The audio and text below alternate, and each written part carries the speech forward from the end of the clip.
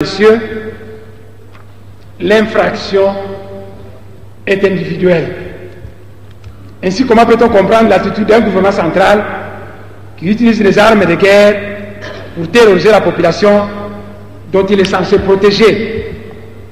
Partout à l'Est, l'autorité de l'État est bafouée.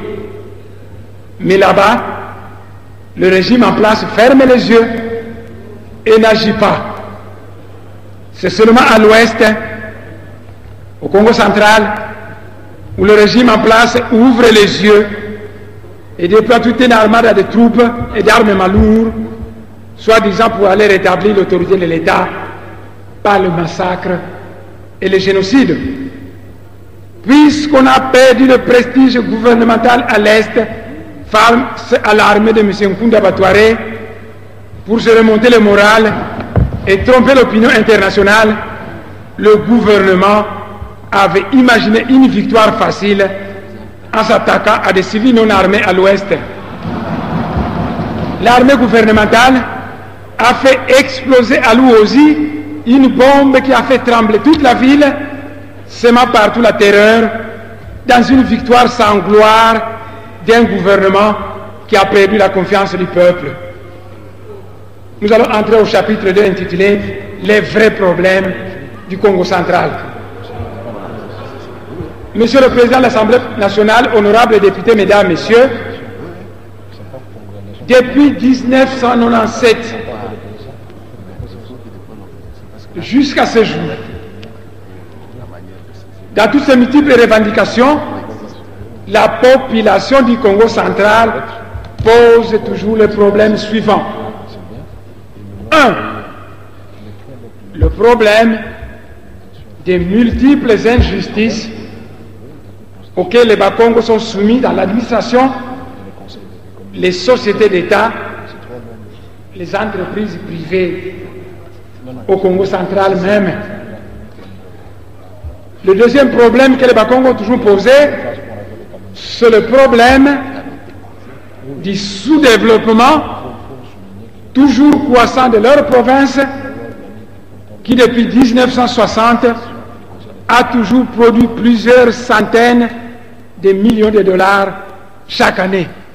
Vous êtes une province qui produit des millions de dollars chaque année, et la province ne fait que se détruire. Le troisième problème, c'est le problème de l'imposition au Congo central du gouverneur Mbati des nationalités sud-africaines et qui est boudé par le peuple Congo. Le quatrième problème,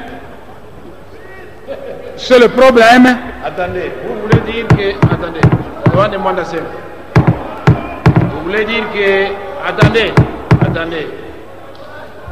Honorable Sessanga, oui, vous voulez dire que Mbati n'est pas Mukongo? Non. Poursuivez.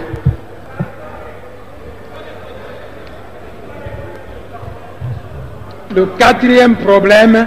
Il n'y a pas de nationalité.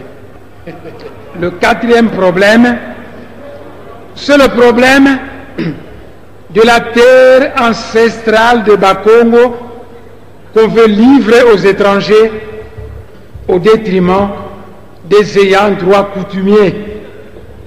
Qu'on fasse sortir toutes ces cartes de prétendus carrés miniers. J'allais amener quelques-unes là-bas. Qu'on fasse sortir toutes ces cartes de prétendus carrés miniers, et vous verrez que certaines régions de ce pays sont totalement vendues aux étrangers, même là où il n'y a pas de mines, où il n'y a pas de jugement. On n'a rien laissé aux autochtones, car tout un territoire est quadrillé. J'ai des cartes là-bas. Tout un territoire est quadrillé, distribué en carrés miniers, en carrés agricoles, ne laissant plus de la place aux ayants droit coutumiers. Où vont-ils vivre à la longue? Parce qu'au Kasaï, nos compatriotes kassaïens on commençait à les chasser dans les forêts où ils voulaient aller chercher du bois. On commençait à les interdire d'aller puiser de l'eau dans certaines rivières sur de prétendus carrés miniers obtenus par X et Y.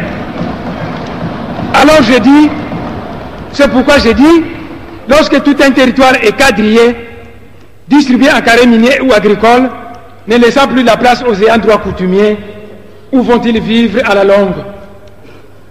Où vont-ils faire leurs plantations, leurs champs? Comment un gouvernement national peut-il sacrifier sa population locale au profit des étrangers? À l'image de l'ancien Brésil, la politique actuelle du régime en place tend à sacrifier les droits coutumiers en les transformant en peuple sans terre. À la conférence de Berlin en 1885, on a balkanisé l'Afrique sans tenir compte des intérêts des peuples africains. Aujourd'hui, des soi-disant plans de développement qui ne tiennent pas compte des besoins vitaux des autochtones sont des colonisations voilées et odieuses. Distribuer la terre d'une région aux étrangers sans prévoir des terres réservées aux autochtones est une politique de haute trahison nationale.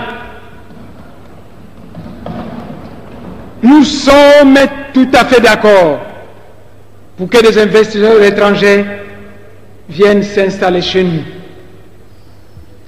Nous sommes tout à fait d'accord à l'intégration harmonieuse à notre société des étrangers désirant prendre la nationalité congolaise et vivant côte à côte avec les ayants droit coutumiers qui ont le droit de premier occupant de la terre du Congo. Mais nous sommes farouchement opposés à la création des micro-États de l'apartheid dominés par des multinationales qui n'ont aucun souci pour les Noirs, pour les premiers occupants de la terre. Voilà la face cachée de l'actuel massacre de Bakongo, une face cachée qui sent l'odeur du manganèse du territoire de Luozi. On a soumis les Bakongo à la terreur pour les intimider afin d'ouvrir la voie aux prédateurs de tous bords qui ne cherchent qu'une chose, à savoir s'accaparer de la terre des nègres au détriment des nègres, comme une certaine colonisation a cherché à le faire en Australie, au Brésil, en Namibie, au Zimbabwe, etc. Monsieur le Président de l'Assemblée nationale, honorables députés, mesdames, messieurs, voilà pourquoi on s'est attaqué aux adeptes de Bundura Congo, car ces derniers sont considérés comme étant une catégorie de Congolais éveillés, capables de réveiller les autres Congolais. La restauration de l'autorité de l'État n'est qu'un fallacieux prétexte au nom duquel on a massacré et on continue à massacrer les Congolais innocents au Congo central, puisque la chasse à l'homme continue partout au Congo central jusqu'à ce jour. Le génocide actuel du peuple Congo a été financé en livres sterling. Je sais de quoi je parle et je pèse bien mes mots. Le génocide actuel du peuple Congo a été financé en livres sterling pour un montant équivalent à 90 millions de dollars. Cet argent a été donné en deux tranches, une première tranche de 30 millions et une deuxième tranche de 60 millions.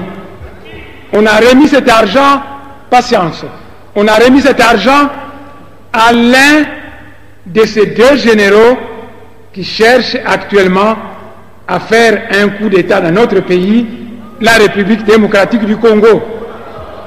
Ces deux généraux sont l'un du Maniema et l'autre du Katanga.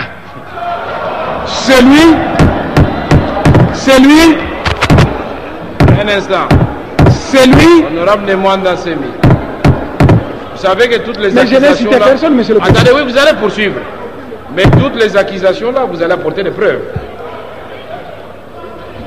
Puisque le ministre a parlé avec ses preuves. Vous poursuivez, mais les intéressés vont vous demander des preuves. Celui du Katanga. Attendez, honorable Chadari, vous voulez poursuivre à la place de Nemwanda Semi? Non, asseyez-vous tranquillement. Vous ne vous êtes pas fait inscrire sur la liste de votre parti, alors calmez-vous et suivez religieusement Nemwanda Semi. Poursuivez. Celui du Katanga a été autrefois un juif féri qui avait autrefois joué un rôle majeur dans le massacre et la chasse des Kassaïens au Katanga.